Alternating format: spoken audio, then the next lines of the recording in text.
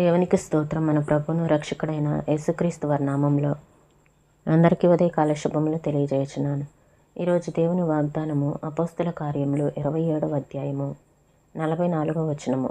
కడమవారిలో కొందరు పలకల మీదను కొందరు వడచెక్కల మీదను పోవలనని ఆజ్ఞాపించును. ఇలాగూ అందరూ తప్పించుకొని దరి చేరిరి.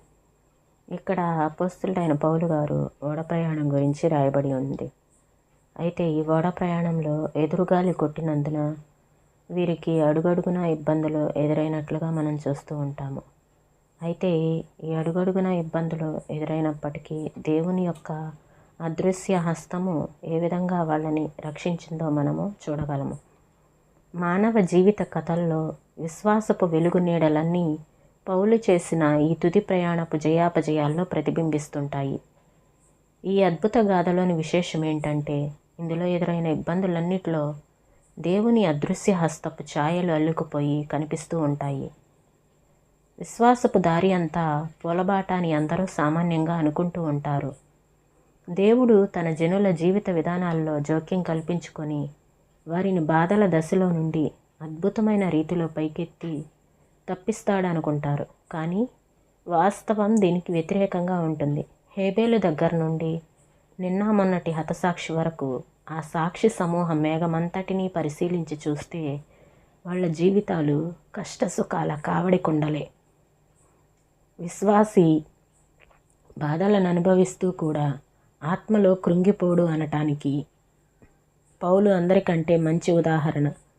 దమస్కులో అతడిచ్చిన సాక్ష్యం మూలంగా అతన్ని బంధించేవాళ్ళు తరుముకొస్తే తన ప్రాణాన్ని కాపాడుకోవటానికి పారిపోవలసి వచ్చింది.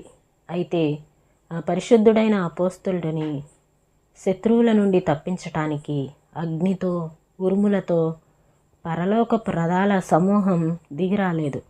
అతన్ని బుట్టలో పెట్టి కిటికీలో గుండా దమస్కు గోడ క్రిందికి దించి పారిపోవటానికి అక్కడి విశ్వాసులు సహాయం చేయవలసి వచ్చింది. పాత బట్టలు వేసుకునే బుట్టలో కూరగాయల్లాగానో మురికి బట్టల్లాగానో ఆ క్రీస్తు సేవకుణ్ణి బుట్టలో పెట్టి కిటికీలో గుండా దించి లజ్జాకరమైన పరిస్థితుల్లో శత్రువుల ద్వేషాన్ని తప్పించుకునేందుకు పంపించేయాల్సి వచ్చింది. పౌలు ఒంటరిగా చీకటి కూపాల్లో నెలల తరబడి ఉన్నాడు. తన ఆశతో ఎదురుచూసిన సమయాల గురించి, ఉపవాసాల గురించి, స్నేహితులు ఏకాకిని చేసి వెళ్ళిపోవడాలు, క్రూరమైన దెబ్బలు తినడము, వీటన్నిటి గురించి అతడు చెప్పాడు. ఇక్కడైతే దేవుడు క్షేమంగా గమ్యానికి చేరుస్తానని ప్రమాణం చేసిన తర్వాత కూడా ఆ తుఫాను రేగిన సముద్రంలో కొట్టుకుపోవలసి వచ్చింది.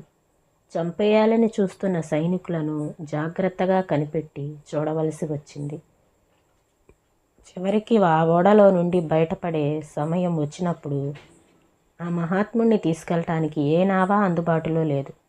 ఎగసి పడుతున్న అలలను నిమ్మళింపచేయటానికి ఏ దేవత నీటి మీద నడిచి రాలేదు. అద్భుత కార్యాలు, సూచనలు ఏమీ జరగలేదు. కానీ ఒకడు తేలుతున్న కొయ్య దుంగను, మరొకడు విరిగిపోయిన చెక్క పలకను పట్టుకొని ఒడ్డుకి చేరవలసి వచ్చింది.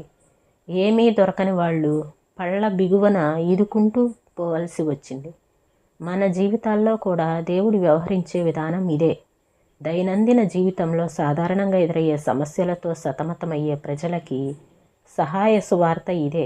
అనుదిన సమస్యలకు ఆదరణ యోగ్యమైన విధానం ఇదే.